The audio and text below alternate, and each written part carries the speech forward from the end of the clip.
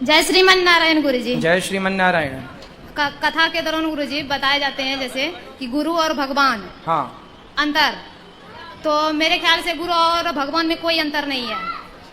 तो वही आप जैसे बता देते हैं कि गुरु और भगवान अलग है, तो मेरा कहना है कि ऐसे कैसे हो सकता है? गुरु हमें भगवान तक जाने का रास्ता तो गुरु ही बताया, तो मेरे लिए तो गुरु ही भगवान है। गुरु को भी भगवान के तुल्य माना गया है, पर भगवान नहीं। भगवान के तुल्य समझना और भगवान समझना दोनों बातें अलग हैं। गुरु मार्गदर्शक है तो गुरु को भी भगवान की तरह आदर करना है, पर गुरु को ही भगवान नहीं मान लेना है। भगवान की तरह ही रखना उसे। इस कथा में बहुत भगवान की तरह बात बताने और भगवान, दोनों आप बातें लोग इस अंतर कथा है ना, में जरा बने सा अंतर रहिएगा है, कि बस कथा समझदार के बहुत ही लिए। अच्छी गुरु होने होता वाली है है मार्गदर्शक। और इस बिना कथा गुरु के मैं भगवान को जानता ही और नहीं सुनने से हूँ, बहुत तो कुछ बिना ज्ञान गुरु के मिलने जब वाला भगवान है। को नहीं जानता, आप लोग इस तो कथा इसलिए को पूरा पहला प्रणाम सुनिए। गुरु को। पहला प्रणाम किसका? गुरु को। पहला प्रणाम गुरु का, दूसरा प्रणाम भगवान का। लेकिन गुरु का भी उद्देश्य क्या है? भगवान तक पहुंचाने का जी। गुरु कभी ये नहीं कहता कि जी मैं ही भगवान हूँ। वो कह देगा तो वो पतित हो जाएगा। जी गुरुदेव, वो कभी नहीं, कोई भी गुरु नहीं कहते हैं कि मैं भगवान हूँ। हाँ, तो आप लोगों को भी चाहिए, आप शिष्यों को भी चाहिए कि गुरु को भगवान के तुल्य समझो, पर भगवान को ही भगवान समझो। गुरु को भगवान के तुल्य। अभी जैसे गुरुदेव जीते जगता सबको दिख रहा है, साक्षात आप द्वारिकाधीश लगते हैं, साक्षात द्वारिकाधीश लगते हैं, तो कैसे हम नहीं माने कि आप भगवान नहीं है? नहीं हो सकते। हम भगवान नहीं। देखो, ये तो हम जानते हैं ना कि हम कौन हैं। जी बिल्कुल। हम तो सांसारिक प्राणी हैं जी। जो बुराई एक इंसान में है, सामान्य व्यक्ति में, वो सारी बुराइयां हमारे अंदर हैं। क्या हमें गुस्सा नहीं आता? आता है। क्या हमें काम नहीं सताता? सताता है। क्रोध नहीं सताता? सताता है। लोभ नहीं सताता? सताता है। जितनी बुराइयां हैं, काम, क्रोध, लोभ, मोह, अभिमान, क्या नहीं है हमारे भीतर? वो तो आपकी पवित्र दृष्टि है कि आपको भगवान के रूप में दिखता है गुरु। लेकिन गुरु भी वो इंसान है जो संसार की माया में उलझा हुआ होता है। परंतु भगवान की शरण में यदि है और भगवान चाहे तो उस माया से प्रभु बचा सकते हैं, बचा लेते हैं। वरना पतन तो सबका होता है, यदि फिसल गया भगवान से दूर हुआ तो। पर भगवान से जुड़ा रहा तो सबका कल्याण होता चलता। इतना आसान नहीं है गुरुदेव ये संसार में रह के और भक्ति करना। पर मेरे अंदर तो बहुत सारी बुराइयां हैं, मेरे अंदर तो करोड़ों हैं, एक दो गिनाए क्या? गुरुदेव कुछ भी नहीं, कोई बुराई नहीं दिख रहा है।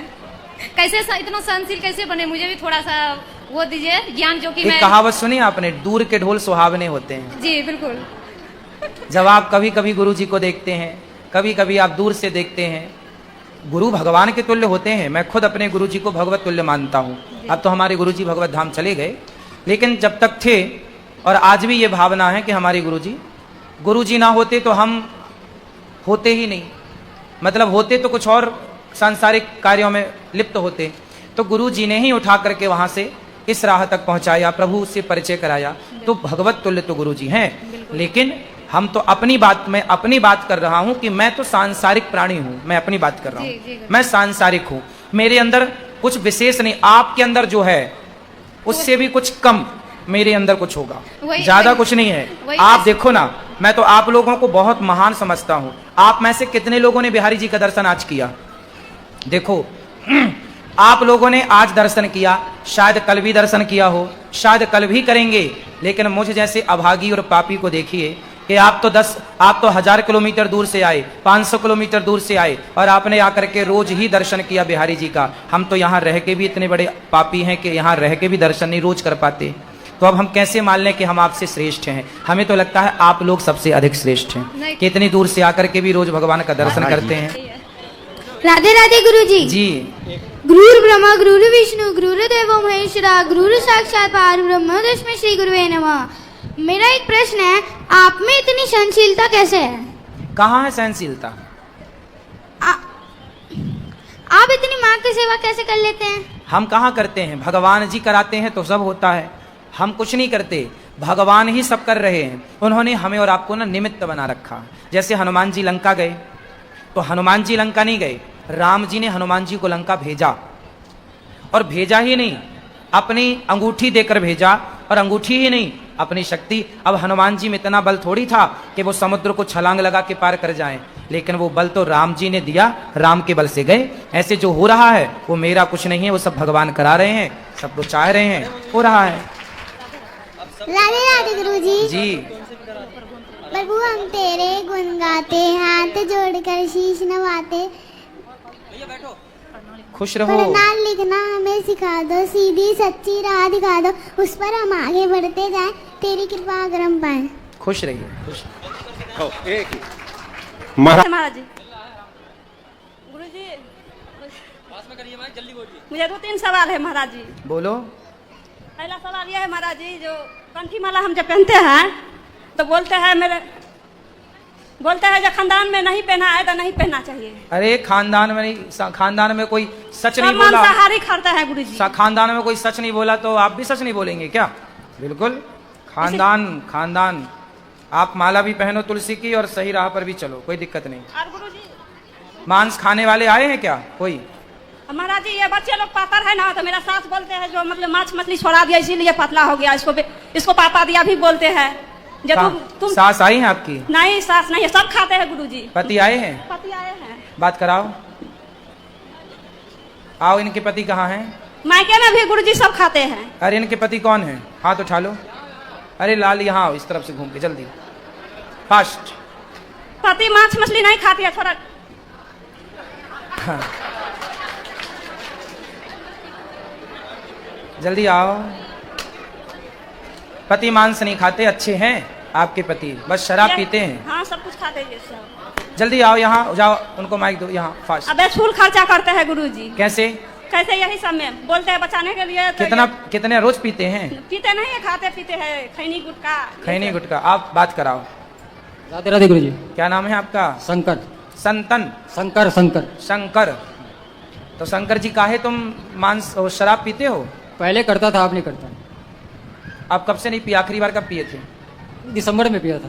दिसंबर में 2023 में? हाँ जी। सही। उसके बाद नहीं पिए? उसके बाद मन होता है कि नहीं होता है, लेकिन फिर नहीं पीते? नहीं पीते। और क्या खाते पीते हो? बस ये दाल चावल। दाल चावल में थोड़ा गुटकड़ का भी मिला के खाते हो? हैं? खाते तो थे। खाते थे कि खाते हो? नहीं खाते थे, अब नहीं खाते? बंद कर दिए। गुटखा? हाँ जी। दांत बिल्कुल काले हो गए हैं आपके। हाँ उसके तब दांत साफ कैसे कराओगे? मैं डॉक्टर से बात किया हूँ। नहीं डॉक्टर से नहीं, आपके दांत काले हो गए ना, उनके पास जाओ जो कहते थे दाने दाने में केसर का दम, उनको दिखाओ दांत, देखो तुम्हारे केसर के चक्कर में हमारे दांत लाल काले हो गए।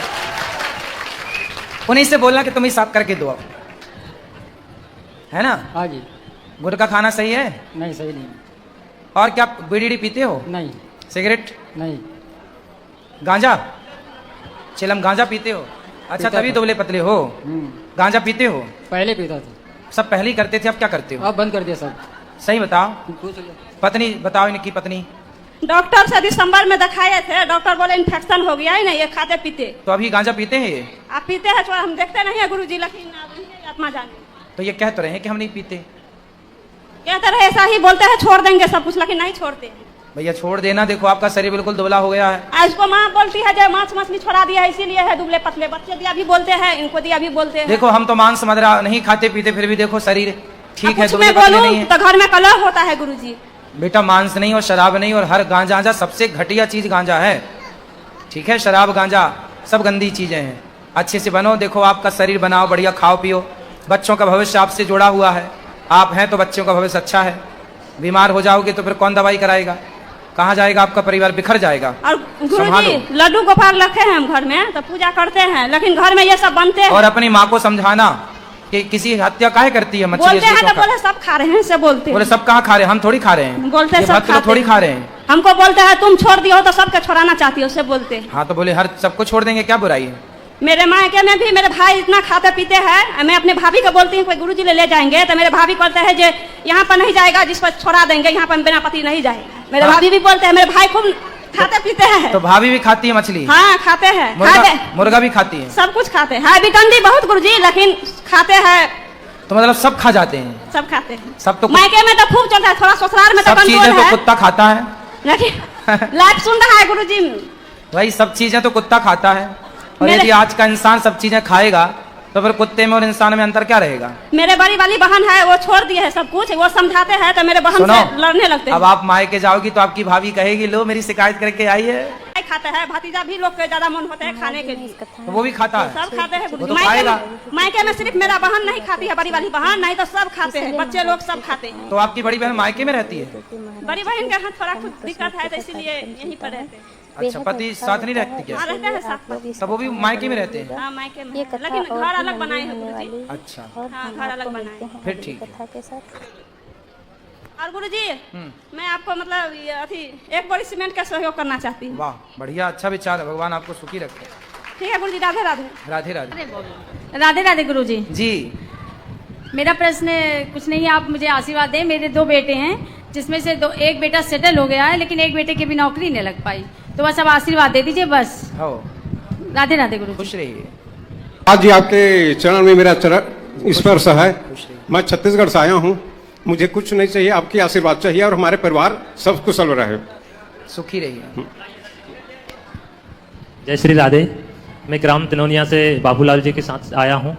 गुरुजी मेरा एक प्रश्न है कि जैसे अपन कोई भी दिन का या कोई त्योहार का व्रत रखते हैं तो उसमें व्रत का महत्व क्या होता है और उसमें फरार क्या करना चाहिए? बहुत सारी माता बहनें, यहाँ की मेरी शादी हो चुकी है 2 साल से, तो जो मेरी घरवाली भी है तो वो फरियाल इतना बनाती है कि उससे ही पेट भरा जाता है। कोई चाय पीता है, कोई फल फ्रूट इतना खाता है। मैंने अभी तक व्रत नहीं रखा गुरुजी, तो मैं ये जानना चाहता हूँ कि व्रत से क्या फायदा है और क्या फरियार करना है। पहले तो ये समझो कि व्रत का मतलब क्या है। जी, व्रत का मतलब होता है प्रतिज्ञा। प्रतिज्ञा। प्रतिज्ञा, संकल्प। जी आज से मैं व्रत लेता हूँ, जी, आज से मैं व्रत लेता हूँ कि कभी झूठ नहीं बोलूंगा। ठीक है गुरु। इसका नाम व्रत है। जी। आज से मैं व्रत लेता हूँ कि आज दिन भर बिना खाए केवल प्रभु का चिंतन करूंगा, स्मरण करूंगा, कीर्तन करूंगा। जी। ये व्रत है। आप व्रत लेता हूँ मैं कि मैं कभी किसी का दिल नहीं दुखाऊंगा। ये व्रत है। जी। तो भगवान के लिए, समाज की अच्छाई के लिए जो निर्णय लिया जाए, जी। जो शुभ कार्य किया जाए, उसे व्रत कहते हैं। जी, वैसे गुरुजी खास करके दिन रखे गए ना, कोई मंगलवार को रखता है, कोई सोमवार को, कोई एकादशी को। हाँ, तो बताए तो हम कि आप एकादशी आए तो व्रत लो कि हे प्रभु आज मैं बिना कुछ खाए आपके कीर्तन करूंगा। तो ये व्रत है, भगवान के लिए कुछ त्याग करना। तो सर गुरुजी सब एक लोग दिन हम तो... देखें कि क्या अच्छा व्रत रखना स्वास्थ्य के लिए भी अच्छा है। जी नहीं खाएंगे तो पेट अच्छा रहेगा। जी जी, तो उस दिन फरायल में क्या खाना चाहिए? फल ही खाओ सिर्फ जो आप फलाहार। कुछ लोग सिंघाड़े का आटा प्रयोग करते हैं, जी, कुछ लोग समा प्रयोग करते हैं। आलू और साबूदाना का भी तो फरियाल बनाते हैं। हाँ, लोग करते हैं, पर सबसे उत्तम है फल। फल कितना? अब 10 किलो खा लो, 20 किलो खा लो, वही तो समस्या है ना, जितना आप खा सको। जब भी भूख लगती है तब खा लेते हैं क्या? हाँ, फिर भी 10-5 किलो तो खा ही लो व्रत के दिन। ठीक है गुरु, जय श्री राधे। राधे राधे। जय श्री कृष्णा लिखना ना भूलो।